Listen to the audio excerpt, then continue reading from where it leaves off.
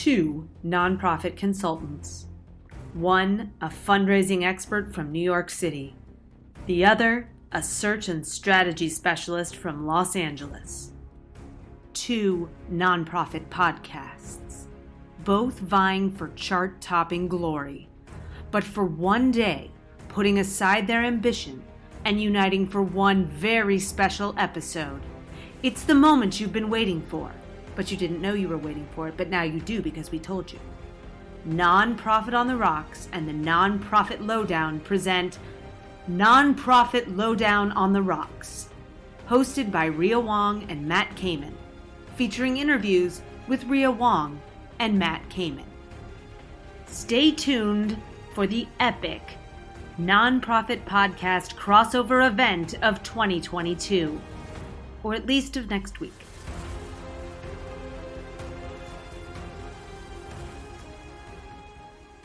Hey everyone, this is Matt Kamen at Envision Consulting and your host of this fantastic podcast. I hope you enjoyed that introduction. Ashley spent all of New Year's working on that for you. And Ashley, our producer, how you doing, Ashley? Oh, Matt, I'm living my best life here. Got a kid who tested positive for COVID, who's been home for going now on a month. If you combine Christmas break, he's been in school for 3 days out of a month. So yeah, no, I'm not going crazy at all. It's totally fine. You've won the lottery for 2022 already. Absolutely. I would call it an inauspicious beginning. Well, if I know you correctly, because you have to now stay at home and because you're now forced to stay at home, I can't think of anything you'd rather do than work on this show. I have to say, the show is my one bright spot. Matt, here we are. This is the first episode of 2022. Because it's taken us a little bit, we were busy during the holidays and everything, but here we go. First episode of 2022. Let's talk for a second about our goals. What are our goals, our resolutions for 2022 for Nonprofit on the Rocks? Our one single goal for 2022 for Nonprofit on the Rocks is to be top 10 on the charts of every nonprofit show in the country. That is an excellent goal. And our goal for Envision Consulting in 2022 is to continue to expand nationally and to do more executive searches and have more clients around the country. Because as I think I told you before, we have a client in Kentucky, we have a client in Milwaukee, we have a client in North Carolina. Like we're all over the place. And that is my goal for Envision Consulting. And then, continue to just take over the world. That's the goal, Ashley. That's the goal. I love it. My singular goal for 2022 is to surpass my perpetual state of mediocrity and get to what's my next level? What's right above mediocrity? Let's be reasonable. Okay. What's a reasonable goal? Because you know how people give themselves unreasonable resolutions and then they crap out by the end of January. What's a reasonable goal for me right above mediocrity? So the first thing that popped into my mind is subpar, but that doesn't feel like that's better than mediocrity. Yeah, that feels like that's more like just a synonym for mediocrity. Yeah. Then I was thinking below average, but I feel like also that's not. Yeah, we're still in synonym territory. Right. Why don't we aim for just average? I mean, isn't mediocre kind of average though too? No. I go for how about this? Slightly above average. Oh, okay. Is that ambitious? That's real ambitious, Ash. That's real ambitious. But I like to shoot. I like to shoot high. I want to reach. Okay. So I feel like slightly above average is attainable if I really work at it. Okay. And if you fail and end up being average, that's fine because I've still failed up. You still moved up. All right. So you're going to be slightly above average by the end of 2022. And our little show is going to be top 10. And we're going to surpass Rhea, and we're going to surpass Laurel, and we're going to surpass Julie, all of the other podcast hosts that we have interviewed for this show. And Envision Consulting is going to take over the world. And there it is. There it is. I love it. I think it's reasonable. I think we have put it into the universe, Matt. All right, my slightly above average producer. Can you tell us a little bit about I'm already there on January 12th. You've already deemed me. Actually, you know what? Now that you've timestamped the show, you're back down to mediocre. Dang it. I was so close. Tell our audience member about the show coming up. Yes. So we truly are super excited to have Rhea Wong of Rhea Wong Consulting. She is a fundraising expert out of New York City, phenomenal consultant and expert in the nonprofit space. And yes, as Matt said, she has her own podcast. And Matt and Rhea interview each other on this episode, which is really fun. And I have to say, I know it seems like I'm reading this off a cue card, but I'm really not. I found you, Matt, to be an amazing interview as well as an interviewee. So I think this is an awesome episode. Thank you. I love crossovers, and we will talk about crossovers at the end of the show. And with that, Ashley, I think we're ready to go. Okay, everyone, enjoy the episode. Hello, Rhea Wong. Thank you for joining us today. How are you? I'm well, thanks. I'm so glad to be here. I'm getting over a little bit of a cold, so I sound like throatier than I usually do. But that's kind of fun.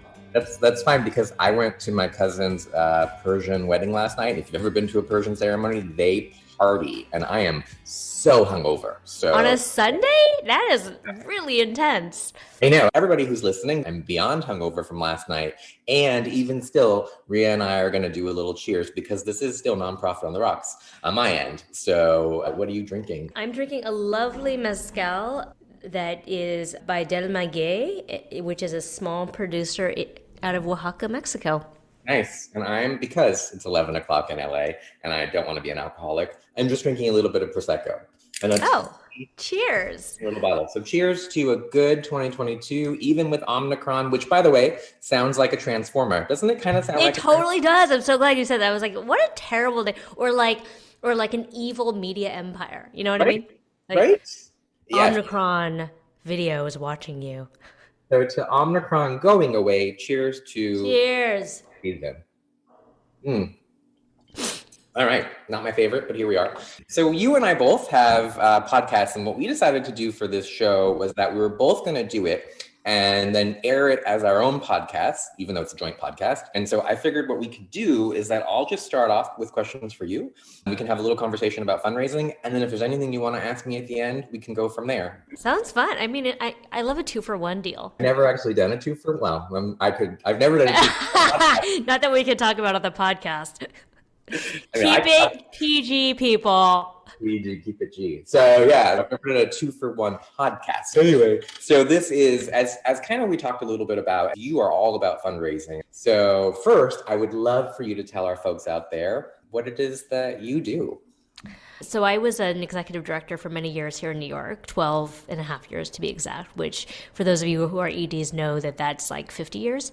And in that time, I was a 26-year-old ED. I didn't know a thing about fundraising. So in the 12 years that I was there, I raised the budget from $250 a year to just a little under $3 million in private funds.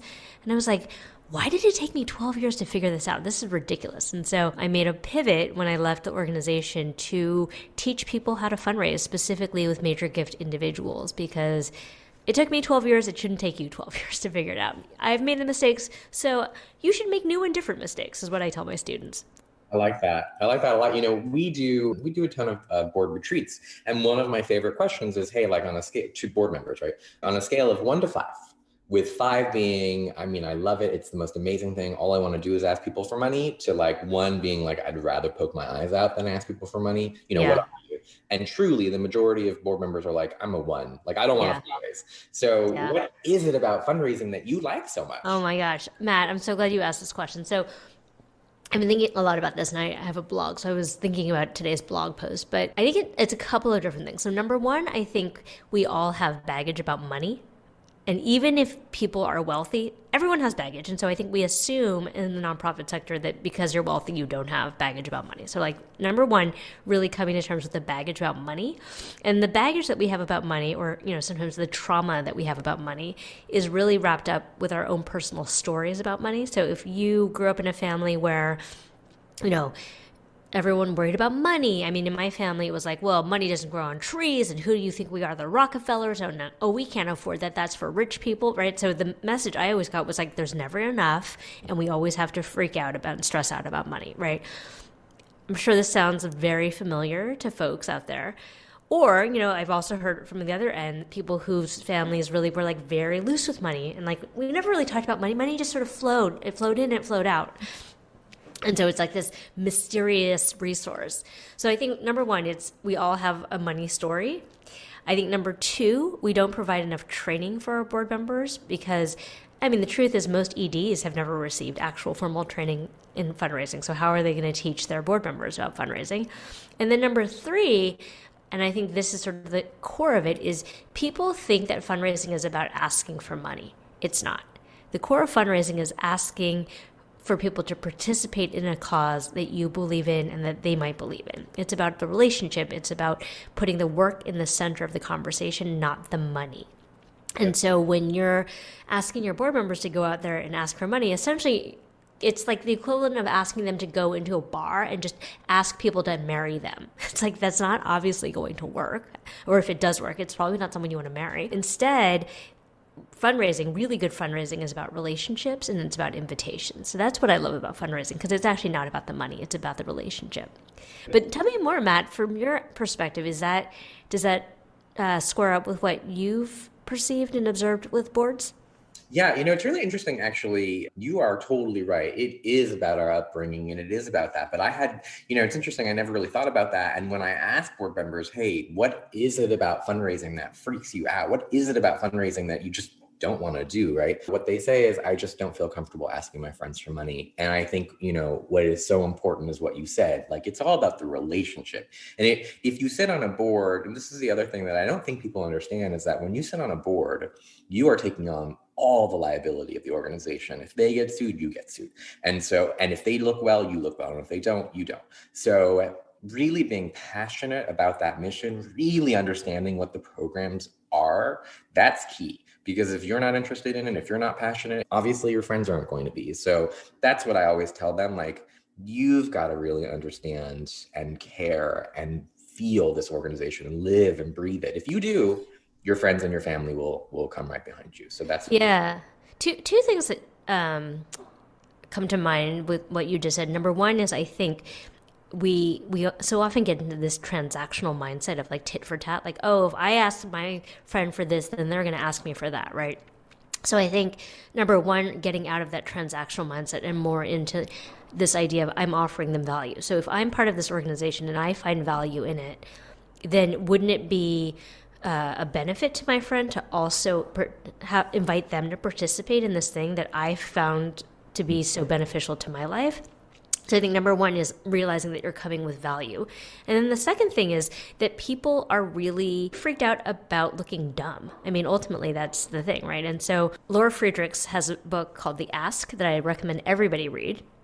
But in it, she writes that, you should clarify the ask and then brainstorm 15 possible things that your friend might say and then what you would say in response. So you're going into the ask already having mentally prepared all of the different things, because at the end of the day, no one wants to look dumb, right? And the last thing you want to do is to look dumb in front of your friends. Like, that's super embarrassing. So we as staff need to help prepare our board members so that they don't feel dumb. So I really like that. And so I'm going to give away my like number one tip. So when I do board retreats, and I try really hard, like we haven't done them in 2 years in person, but when I do board retreats, the question that I always ask the board members in the room is, here's a check for $10 million. Here you go, Rhea. Here's $10 million for your organization that you're on the board of right now. What do you do with that money? And I will tell you that every single person around the table, first of all, like, they had never thought about that. And then everybody has a different answer. And so the problem with that is, if you're going out asking your friends for money and they ask you what you're doing with that money, if you have a different answer than everybody else, that's not great. You really want to get on the same page and understand as a whole what the vision is for the organization, where you want to go and what you're doing and how you're going to get to there. And so that's one of actually my favorite questions, period, is, hey, here's your check, here's your money. If I'm your friend, what are you going to do with this money? How do you want to spend it? Why is it so important? Yeah, I think when you're prepping and brainstorming the questions, there are really three things that you want to touch on, which is why me, why now, and what's it going to do? And so you need to have total clarity about those three answers that you're going to potentially give to your friend. The other thing is, people don't ask their friends because they think it'll be awkward, but the truth is that if it's a close friend, I might be offended that you didn't ask me, right? Like, oh, so you don't think that I can or would or should give to your cause. And so in a way, I think we have to remember that it's an invitation. Like, it's a party that we're throwing, and you have to figure out who wants to be invited, but no one's going to be offended if you invite them to a party. They can say no, that they don't want to come to the party, but it's never going to hurt to invite them. I love that. That's so fantastic. That's such a great way to look at it. And by the way, I am very offended if people don't invite me to their parties. So I got to put that out there. Right? So I have two questions for you, actually. I think this is so timely. So I have a friend who's the founder of an organization. It's a great organization, and it's plant, nature, food-based organization. And she's having a really hard time bringing in the dollars that she needs to really grow the organization. It's a new organization, and it's hard. It's really hard when you're counting on your friends and they don't give, or they give a little bit. It's demoralizing a little bit for her. So how would you, as a fundraising expert, what would you tell my friend who's like, I'm beating my head against the wall. I don't know what to do. It's killing me that I can't bring in this money. And I don't know what I'm doing wrong. What would you tell my friend how to stay in the game and just to keep going? Wow. Well, I'd have to talk to her more, but off the top of my head, I would say number one, I think I would probably do some work with her about her own money mindset. I think so often we come to the fundraising table with a scarcity mindset of like desperation. And I love a dating analogy, Matt, but you know how like when you're single or when you were single and you hadn't had a date in a while and it was like kind of desperate and you couldn't catch a date to save your life? And then the moment you were in a relationship, everybody wanted your number? Well, I'm just going to say, Rhea, everybody wanted my number anytime I went out. So no. Okay, well, I'm sorry, Matt. For some of us mere mortals, there was that sense. And so number one, people can smell the desperation, so don't be desperate, right? Believe that there's some pile of money out there with your name on it, and that your job is just to go find it. And so that changes your mindset to like grasping, to just be like, okay, well, this is like a fun game now. I can just go out and talk to people. So that's thing one. Thing two, and I find this is particularly true with founders, they talk too much. So in an ask, I say 75% should be your donor, 25% you. And so when you're a founder, you're super passionate, and I love that. But you basically talk over people, and it's like blah, blah, blah, blah, blah, and they're trying to figure out how to get a word in edgewise. And at the end of the conversation, they're like, okay, that was nice, but they haven't engaged. You haven't learned anything about them. So what I suspect might happen is that she's probably over talking. And then the third thing that I might say, two other things that I might say. The third thing is I would really look at her board. So if her board are her friends, which is often what happens with the founding board, then she's not opening any new networks. So it was Jim Rohn who said, you are the average of the 5 people you spend the most time with. Spend time with the people that you want to get in the door, not the same people who are not giving you any money. And I find with founders, they tend to like to stack the board with their friends because their friends will give them carte blanche to do whatever they want. And then the fourth thing I would say is, does she have a bold and compelling vision? I mean, bold people are attracted to bold ideas. And so if her ask is, okay, well, we just need, $10,000 to do this like small thing, that's not really going to excite people, and particularly people who want big things and big impact. So those are the 4 things I would say, knowing nothing about her situation. No, and I realize that, and I so appreciate, more than anything, I so appreciate number 3, because I think when people start organizations, or if they're founders, you're right, they have friends on the board or family on the board, because you're right, they want, it's who they know, but also they really do want that carte blanche to do anything if they want, and that isn't going to get you new people. It just won't. And so really getting out of your comfort zone, bringing in people who aren't your friends and aren't in your groups, so huge. So I love that. Well, and the 5th thing that I'll say is, again, let's think about dating. I really encourage people to do some thinking about their ideal donor avatar, much in the way that you might do when you're dating, right? So when I try to set my friends up, which by the way, I've not successfully ever done, but it's very hard to help someone if you're like, well, what kind of person are you? And they're like, oh, well, nice, funny, has a good job, you're like, well, that's super generic, right? Like, I can't help you if you don't. Now, I don't think you should go super specific, like, and they have to be 5'10" and have gone to this college, but you have to have more of a general idea. But more importantly, you have to understand what is the worldview or the outlook of the person that you're trying to target. Like, what way are they looking at the world, and what impact do they have that matches with what you're able to do in the world? And that's ultimately why I love fundraising. It's just about matching people's desires with the work.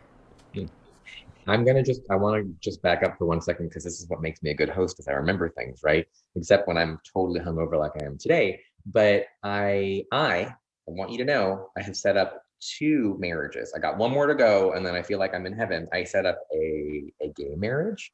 I set up a lesbian marriage. I just need the straight marriage. And I gotta be honest, these straights are so hard to get together. And like, for me, it's like, come on, guys. So 1 more. I got 1 more to do. So if you have a single friend out there in New York, I have tons of single friends out there in New York. Let's make it happen, Rhea. Let's get a marriage together. Ooh, I would love. So the funny thing is, Matt, I've done lots of professional marriages. Like, I've introduced people, gotten jobs, gotten them funders. I've yet to make a romantic match, but let's go through the Rolodex, because I got some good folks out here.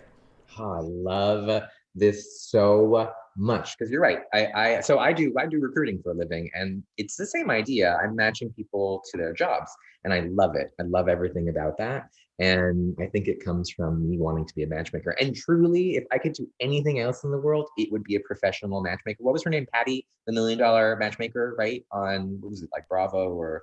Yeah. No, I know. I 100% agree with you. I was like, I'd be such a good, like, Jewish mom matchmaker person. Like, what's happening with your apartment? It looks like an axe murderer lives here. We need to fix this.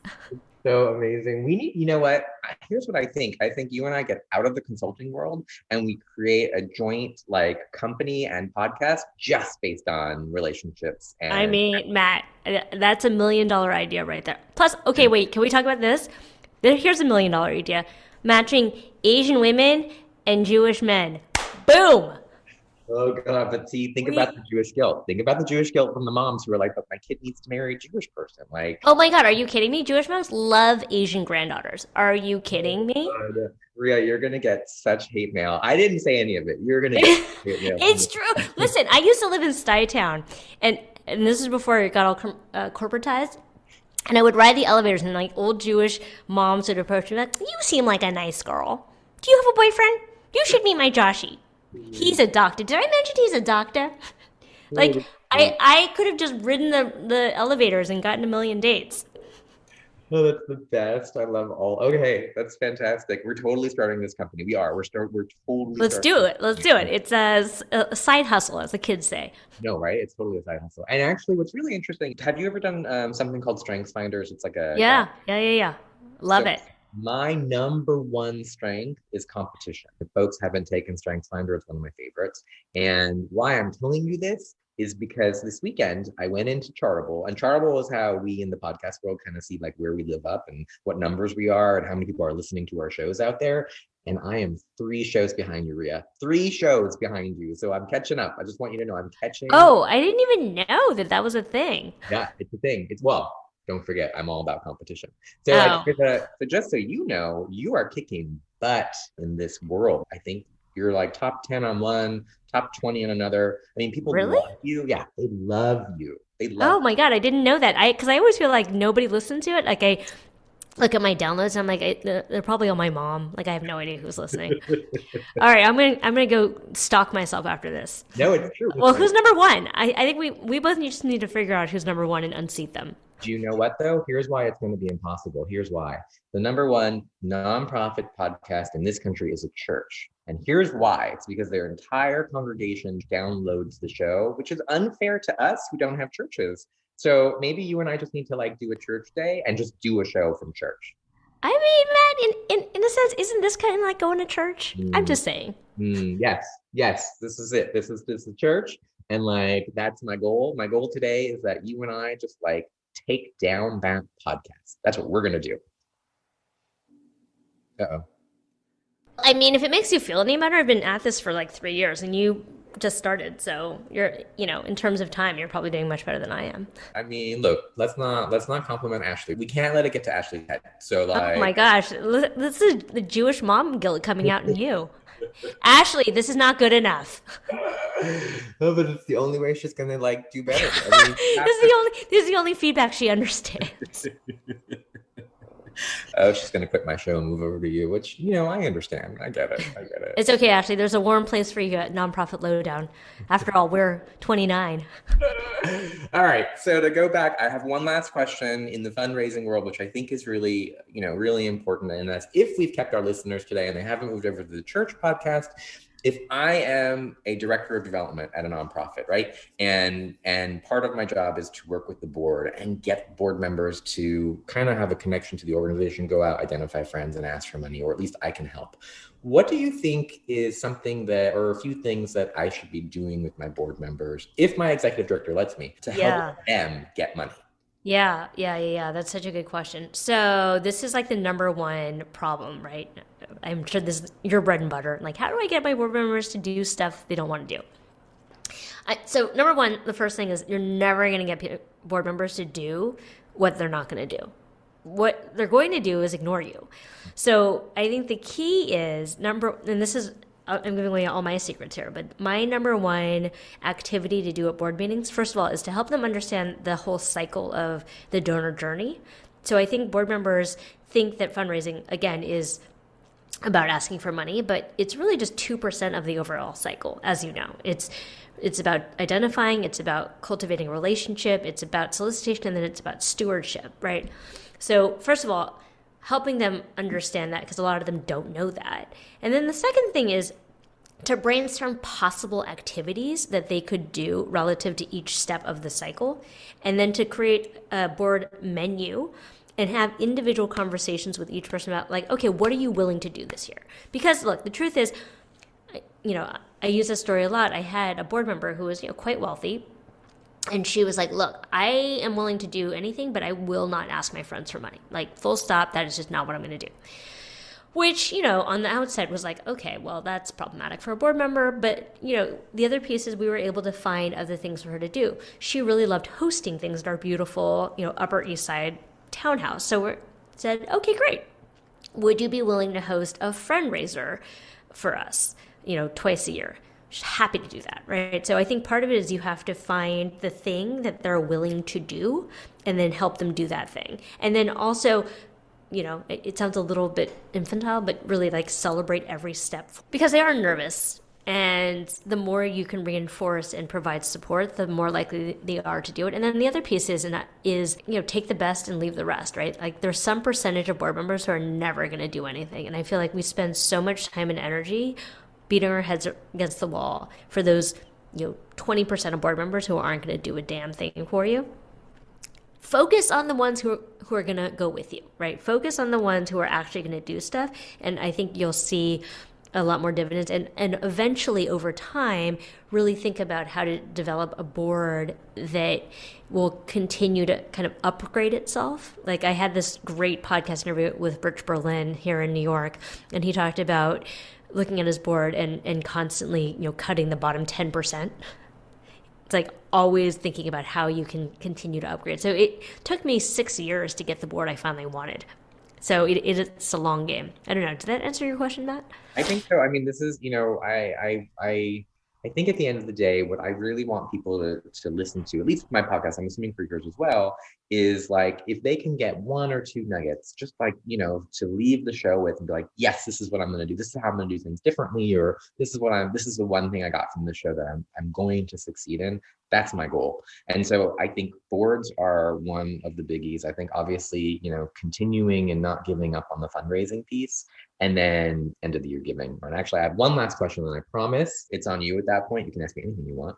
I don't know if my listeners care that much. Do we think that they're going to go back to galas again? What are you thinking that nonprofits should be thinking about for 2022, and what kinds of events should they be thinking about? Yeah, I mean, so my bias is I don't love events, but I recognize that it is an important part of the resource generation process. I mean, here's the truth of the matter. Generally speaking, events kind of suck. Like, it's the Rubber Chicken Dinner, here in New York City, it's the kind of last quarter and then spring season of galas, right? I personally am not keen on galas. And so I would love if we as a sector just decided that we would stop throwing boring galas and really rethink how to do a presentation that was really engaging and was more experiential, particularly because I think a lot of the folks who attend galas are used to being able to afford awe-inspiring events, right? They're used to being able to go to the opera and whatever.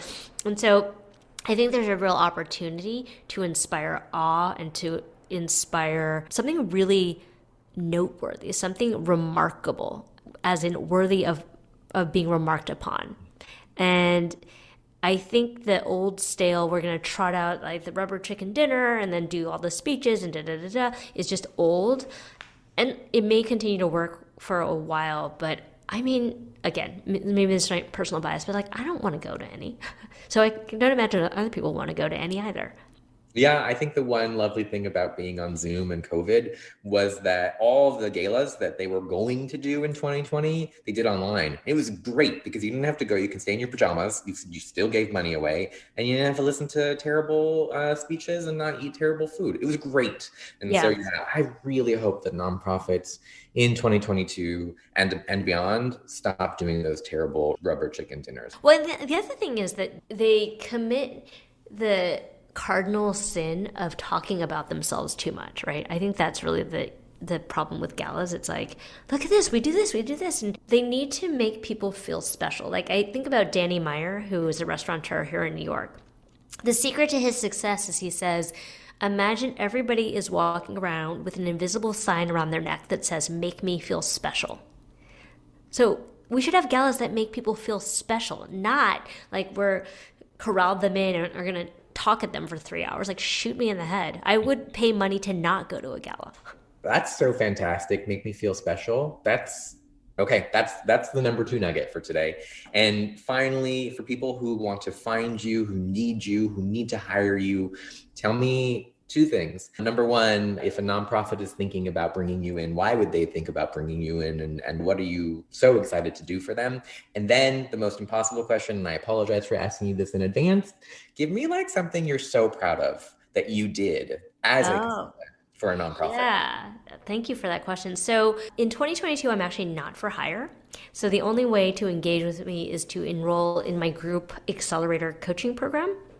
And so that is an 8-week program where I work with mostly EDs, but some development directors around creating a major gift program and major gift strategy. So that is my big offering for 2022. And I would say as far as what I'm proud of, yeah, I mean, look, I think my podcast is something to be proud of. I'm 29 on the charts or whatever I am. But really, it's been a lot of fun creating a platform for my friends to be able to share their brilliance.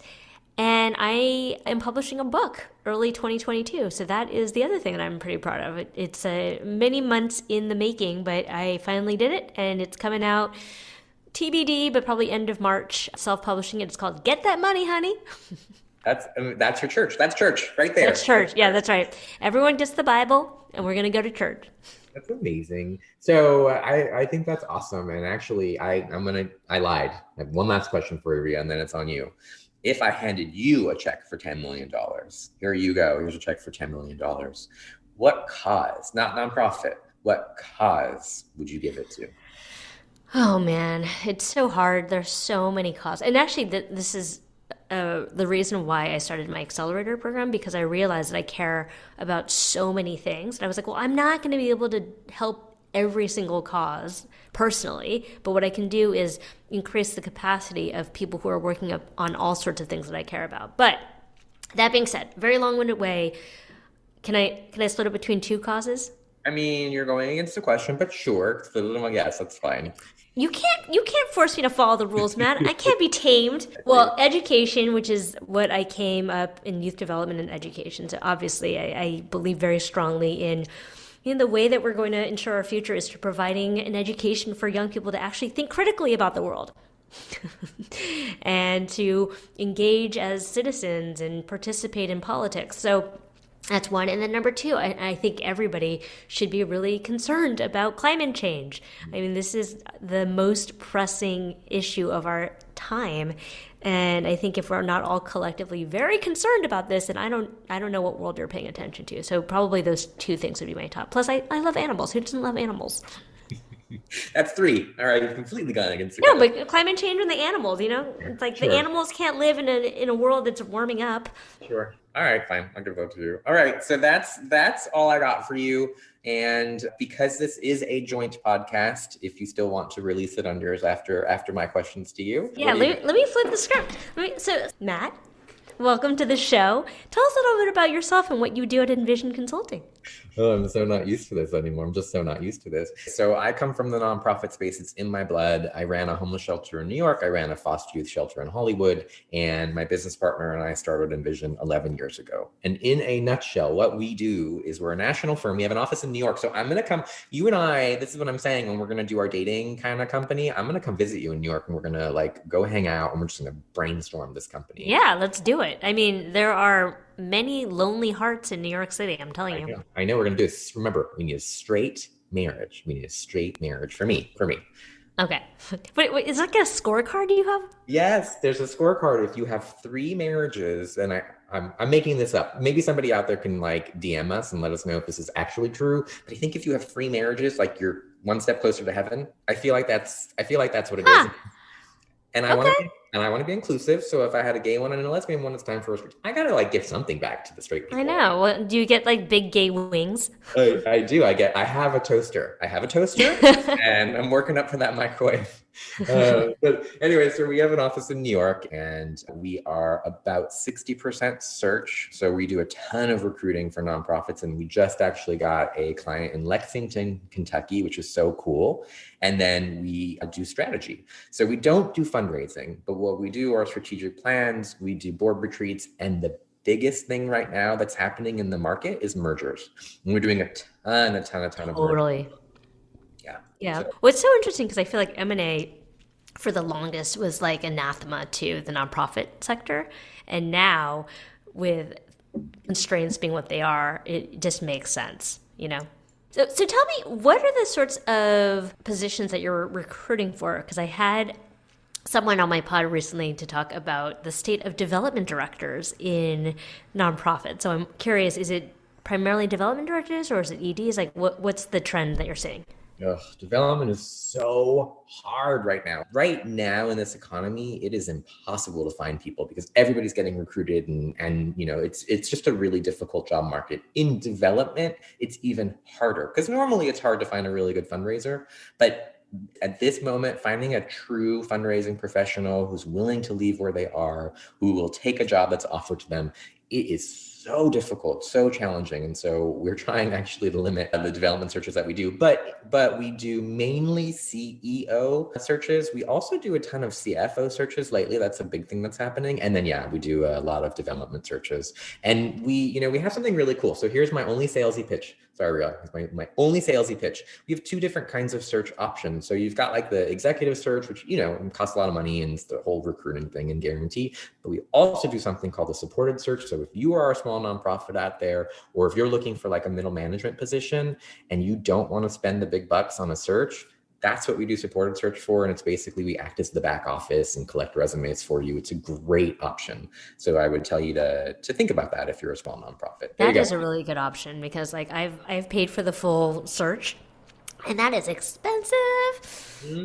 But tell me something, Matt. I was wondering about, much has been written recently of the Great Resignation. And I'm wondering if you're seeing that in your search processes. So it's actually been really interesting. So I think 6 months into the pandemic, we saw a lot of CEOs who were looking to retire anyway. They were like, I'm out. Like, I can't do this anymore. I'm out. And so there were a lot of CEO positions that were open at that point. And then fast forward to now, people have made it through. They've gotten their organizations through. And so they're also now retiring. And that's why you're seeing, by the way, a lot more mergers, because when you had a long-term CEO and they've been there for a long time, as they leave, it's time for the board to think about a merger. So that is happening. And that's why I think there's a lot more CEO searches going on right now. But what is really interesting is because of that great resignation, and I think because people are wanting to take time off, or there really are a lot of people who have either retired or resigned or just kind of like waiting around and not working. It is harder to find good people. Everybody's paying more money right now. I just placed a CDO at an organization making 225. Like, that's a huge amount of money. That's why I should get out of this consulting world. We're placing a CEO at an organization that will, with bonus, probably at some point make $500,000 a year. It's insanity. So what I would say is, not only right now with the great resignation, with people leaving, are more people doing it, right? And I get it, because we've gotten through COVID and people are just tired. And I also think people are changing professions and probably leaving the nonprofit space, because it really has been challenging in the nonprofit space because we've had to work. I think that's the other thing for people to keep in mind. A lot of us out there are like, well, I don't want to go to the office, so I'm not going to go to the office. Or, it's I don't want to drive in traffic anymore. But I don't think people realize that in the nonprofit sector, that really wasn't an option. And for so many nonprofits that are hands-on, that are true social services, they didn't have that option. They had to go to the office. They had to work in the office. And so I think you have a lot of people who are just tired and aren't doing that anymore. And I do think that that's something that we all have to realize and be thankful for. That, so many nonprofit professionals stayed in the office, but that's also why it's so hard to find people right now. Yeah, I mean, and I must be honest, I think I'm making your job a little bit harder, because I'm telling all of my ED friends to go off on their own and start their own businesses. Mm-hmm. I mean, at this point in my career, I am completely unemployable. Like, I can't imagine having to report to a board and manage a staff anymore. Yeah. It is. I think what I would love people who are listening to our podcasts to understand is that if you are not a nonprofit professional and you are thinking about going into the nonprofit space, or you're a board member, or you don't really understand, how nonprofits work, you would probably agree with me. It's impossible to be a nonprofit executive director. Impossible, because you've got a board to deal with who are all your bosses. You got staff who are usually unhappy. You've got to raise money to meet the goal. People don't want to give you money because they're like, what are you spending this money on? It shouldn't be on overhead, when you need to spend money on overhead. And it's an impossible job. And so I hope that anybody who is listening to this really does understand and appreciate people who are in leadership of nonprofits, because it is really hard. And so I fully understand why your friends are like, nope, I'm out, I'm done, I don't want to do this anymore. It's hard. Yeah. No, I agree with you. I mean, I think boards are always sort of perpetually an issue, but I think more and more, there's just been a lot of challenge around the younger generation. And, I guess they're now Gen Z, but, the millennials, the Gen Z, they're coming into the workforce having never had a job, like, prior to actually having a job. And so there's a lot of training and hand-holding around professionalism. Plus, you have this like very strong woke mentality, which, look, I'm all about progressive wokeness. And I think sometimes when you're working with a younger generation that doesn't really understand sort of the boundaries to professionalism, it can get a little out of hand. Like, I don't know if you saw that New York Times article about the 30-somethings are afraid of their 20-something employees. I think it's a really hard balance to strike. I remember the last couple of years, I was receiving a lot of pushback, not even from my employees per se, but, our college-aged interns about fundraising. And one of them was like, how do you justify taking money from Goldman Sachs when they're responsible for like most of the financial inequities in the world? And I was like, well, first of all, that's not a question. Secondly, just wondering, do you like your salary? Do you like the nice lunch that we provide? Do you like the materials that we're providing for you? Yeah, that comes from money, that some of which come from Goldman Sachs, right? Oh. So I think there's this, this idealism that is hard to square with the reality of running a nonprofit. Yeah, no, I agree. And that is, you said that and I got already exhausted. It's exhausting. You're right. And there are certain organizations, if you're running like a school, for example, you probably won't take money from like Marble. Yeah, sure. I mean, those are like very extreme cases, but, when you have young people who are like, well, we need to examine like all of the money and where it's come from. Like, at the end of the day, isn't all money at some level kind of dirty money? Mm-hmm. Mhm. So I don't know how I don't know, maybe there's some other like answer that I have not come to, but like I don't understand how you're trying to run a nonprofit if all you want to take is money that is somehow not been exploitative or tainted in some way. Like, Right. Right. And the other thing that I think is really important for folks to listen to and to understand, a lot of the times what I find is that programming staff, right, those are the staff that work with the clients hands-on, usually will say the executive team, meaning the executive director or director of development, don't understand what I go through. They don't understand what I'm dealing with, right? They live in like this like castle and they don't understand what I'm going through. And that cannot be further from the truth. And that's also really exhausting for executive directors and for leadership because staff don't appreciate what they do. Staff don't appreciate what we do. And so the one thing I will just say, yet again from my soapbox, I think I told you I wasn't going to do it, but I'm going to do it again, is that I really would love to see senior leadership engage those junior leadership, like the junior positions, case managers, all that in what you go through on a daily basis, how a budget works, where the line items come from, how do you raise that money? So you're answering that question about this is what we need the money for to be able to do this. When we say, hey, by the way, you can't do this because of the budget, here's why. And by the way, if you really want to have these programs, maybe you can help us and do some fundraising. So I think that that's really important too, both for top up, top down and bottom up, is to really have those conversations so that everybody on the team understands how a nonprofit works. yeah, yeah, it's so interesting. I would say that probably extends to the board as well, right? Like, I think their understanding of what an ED does, or even what a program person does, is very limited. And obviously, we don't want them in the weeds. We don't necessarily need them to micromanage, but I do think once they understand the reality, particularly of the work that we're doing and the stakes, I'm wondering if perhaps the tone of conversation might be different. Yeah, I think it does. I've had staff complain to me about, why they had to share an office, for example, or why they had to wear a uniform, or, all those great things that have to do with budgets, that have to do with how you're funded by contracts, all of that.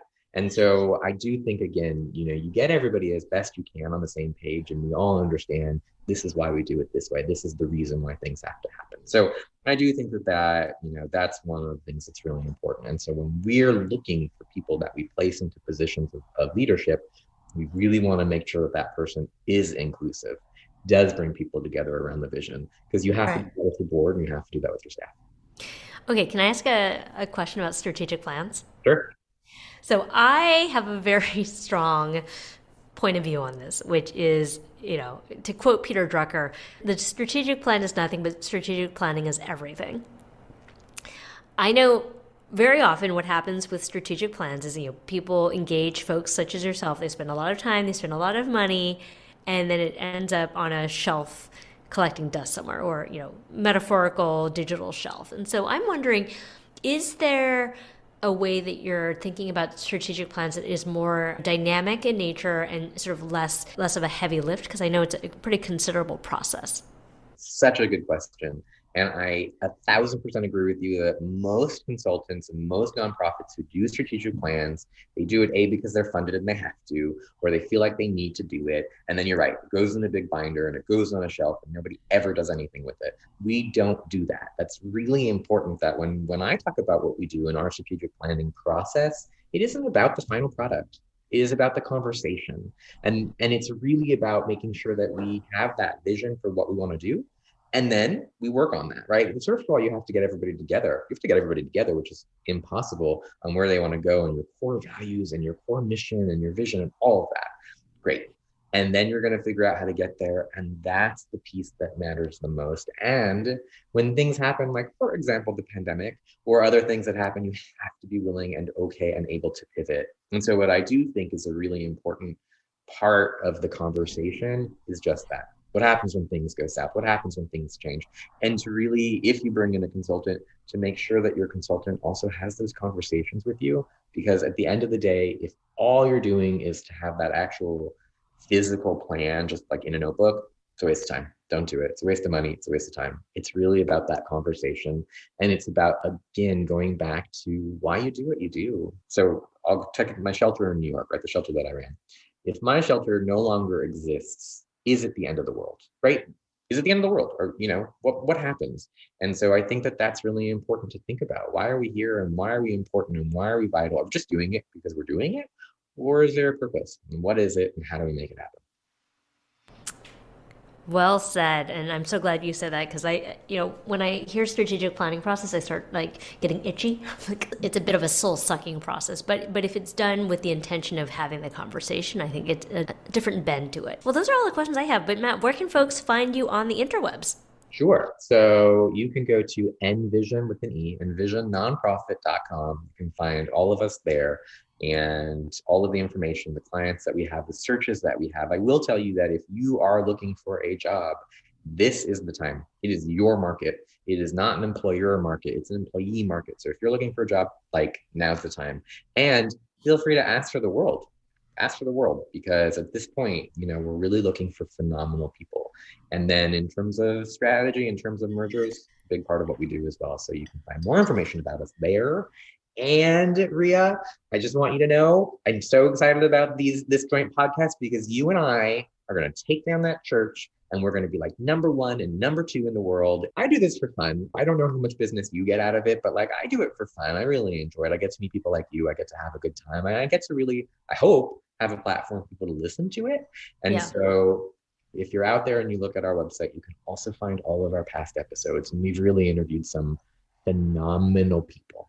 Yeah, I agree with you. I mean, I don't know that I think I've ever gotten any direct business from my podcast, but certainly people have used it as a way to research me, which I totally get and is fine. But mostly I do it because I enjoy people and I enjoy learning stuff. So that's why I'm in it. So if somebody wanted to be on your podcast, right? Like, because you've been doing this, like you said, for 3 years, but if somebody wanted to be on your podcast, who are you looking for to interview?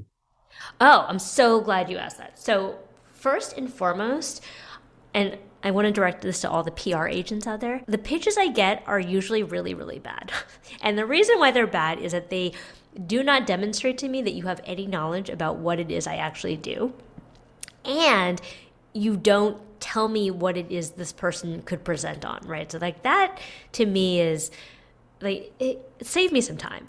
So if you're not doing either of those two things, I'm probably deleting your email straight away. And then the third thing, interestingly, is I'm particularly interested in folks who do not usually have a platform. So BIPOC and BIPOC women in particular. What's interesting is, look, I get pitches from white men like every day. White men do not have a problem pitching themselves. It's women of color that I have to go out and search for, because inevitably they'll say things like, well, I don't know anything. Like, do people want to hear from me? I'm like, yes, I want to hear from you. And so if you're out there listening and you are a BIPOC leader, please email me and pitch me and offer up something that you might be able to share with my audience, because I'm trying to create a platform for people who don't normally have platforms to publicize their points of view. That is, by the way, so important. And the last thing that I would also like to add is that when we are doing the final stages of placing somebody in the job and we're doing the salary negotiation, always the white guys are like, well, you're offering me 100. I want you to pay me 200. And it's people of color, it's women of color who are like, yes, I'll take it. And so it's really important. And I love that you said that white guys have no problem pitching themselves. They have no problem asking for the world, but we all have to do that. And so I hope that anybody listening just remembers that you should be asking for everything in the world because you're worth it. And I would also tell you that we're looking for some really great leaders to be on our podcast as well. So anybody out there who wants to pitch us, well, by the way, Rhea, I think that we've made it in the world when we have terrible pitches. Like, I think we've made it when like the marketing people know who we are. And then, I guess, but it is also just like kind of annoying. Like, who are you? Why are you pitching me on this? Like, have you listened to my podcast at all? Like, no. Why do you think I'd be interested in this? No, but yeah, I mean, but here's like a third little tidbit that I want people to take away. Whether you're in a fundraising ask, a proposal, or negotiating a salary, I call it the Chad tax. What would Chad do? Chad being, the douchey, frat boy who thinks that he deserves the world, right? Huh. What would Chad do and then do that? You don't ask, you don't get. It has been lovely, but since this is a joint podcast, I won't end it. You end it with whatever you want. All right. Well, I will just say thanks, everyone, for listening in. This conversation with me and Matt is super fun. So catch us before we start our other business of matchmaking for folks. And thanks so much for joining. Take care. Thank you. Hey, Ashley. Hey, Matt. So, how was this crossover episode? It was crossoverlicious. That's a word that I think I just invented, but I think it's the only way to really describe how awesome it was. I cannot think of a better word than crossoverlicious. It was crossoverlicious. So what is your favorite crossover episode ever? Okay, so I was thinking about this as we were talking about crossovers, and I think my favorite crossover, and it's not really an episode, but it was something that was done, and it was when Friends hired Lisa Kudrow to be Phoebe. She was already on Mad About You playing Ursula, the dim-witted waitress on Mad About You on NBC. And so the way they played it was that's why they made Phoebe have Ursula as her twin. So you were constantly having the crossover between Mad About You and Friends. And I think even at one point they had Helen Hunt and Paul Reiser on Friends, just doing a quick cameo. And I just thought that was really clever and fun. I had no idea. Okay, so... You didn't know that? No, I had no idea. Yeah. That's so cool. Okay, so I will tell you, as a gay child in 7th grade, I used to watch the Golden Girls on Saturday nights. God rest Betty White, by the way. What a treasure. We are both devastated by that loss. I know. Anyway, right? Pour one out, everyone, for Betty. He really was the best character. So I remember Dreyfus. Dreyfus used to come Dreyfus over. the dog was from Empty Nest. Dog. Yep. And so Empty Nest and the Golden Girls would always come together. And so I would always watch Golden Girls and then I would watch Empty Nest afterwards. And weren't they supposedly neighbors Yes. in Palm Beach or wherever they were in Florida? Yes, they were. And I think the doctor showed up on a Golden Girls episode once because somebody was in the hospital and he was taking care of her. So Richard Mulligan, wasn't that his name? Okay, what does it say about me? Fill in the blank that I know this much about Empty Nest and the Golden Girls. I think what that says to me is that you are a gay man in a woman's body, which by the way, totally makes sense why you got Mark to marry you. Totally makes sense. Wow. There was a lot to unpack there, but I'm going to go ahead and take the gay man in a woman's body thing as a compliment. And I think it's a very sound explanation for why I know an insane amount about these shows that really only old people were supposed to be watching and gay men in the 80s. Fantastic. Well, my favorite crossover event now, of course, is the Rhea Wong Matt Kamen Nonprofit Lowdown on the Rocks. Yeah, which we are calling this episode. That was great. And so I hope that our listener out there not only listens to this one, but then also goes to Rhea's and listens to hers. And then, as I think we talked about, I want a DM if you think that Ashley, our subpar mediocre producer, is good enough to now be above average producer, if you could compare the two. Yeah, this is going to be a real test of whether or not I am failing up or failing down. So this is on. This is a true scientific experiment, if you ask me. I did ask you. And okay, well, we'll be waiting. We know that the hypothesis is that I'm moving up, but we will see in the results of the experiment, from the DMs and the reactions, what really is the turnout. So, well, thank you so much to our listeners for listening. As a reminder, you can find more information about this show and all of our past shows at envisionnonprofit.com/podcast. We are also on YouTube now. So find us on all of the social media channels as well. Let us know how we're doing here in 2022, and we will see you all next episode.